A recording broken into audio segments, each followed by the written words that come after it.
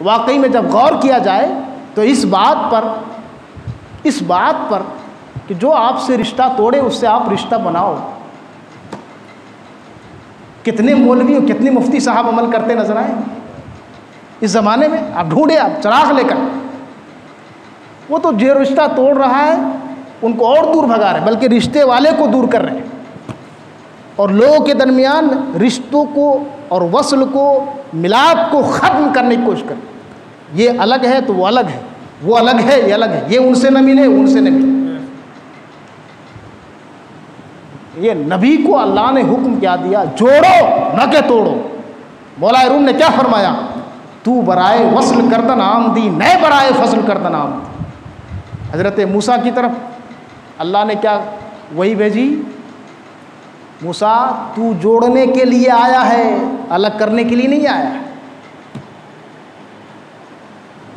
جب پیغمبر کو اللہ کی طرف سے یہ تنبیہ ہو سکتی ہے تو ہم اور آپ کس زمرے میں ہیں؟ ہمارا کام جوڑنا ہے.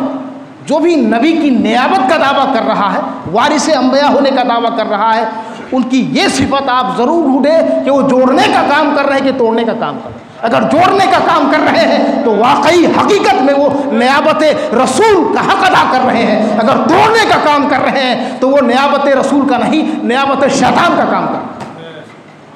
تفریق کرنا، لوگوں کے درمیان تفریق کرنا، چاہے جس بات کو لے کر کے، وہ روا نہیں ہے. یہ رسول کی سیرت کا باب نہیں ہے. سل من قطع کا، بھاگ رہا ہے کوئی پکڑ کے لانا.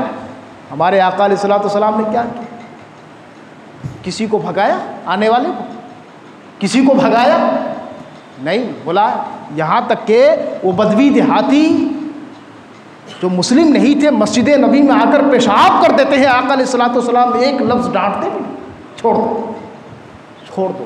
تالیف قلب کر رہے ہیں، اپنا رہے ہیں، انہیں نہیں معلوم، چھوڑ دو، جانے دو. صحابہ کرام غصے میں آ گئے تو حضور علیہ الصلوۃ والسلام نے کہا نہیں، چھوڑ دو. خود سے صاف کرنے کے لیے آگے بڑھے، صحابہ کرام سے صاف کروائے.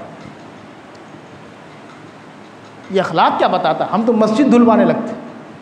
وہ یہودی آ گیا تھا، مسلمان بھی نہیں تھا، پیشاب کر دیا، پھر بھی ان کو کچھ نہیں کیا. ہم تو مسجد کے پتہ نہیں اللہ کا گھر ہے کہ کس کا گھر ہے، ناپاک ہو جاتا ہے. اللہ کا گھر تو پاک ہو.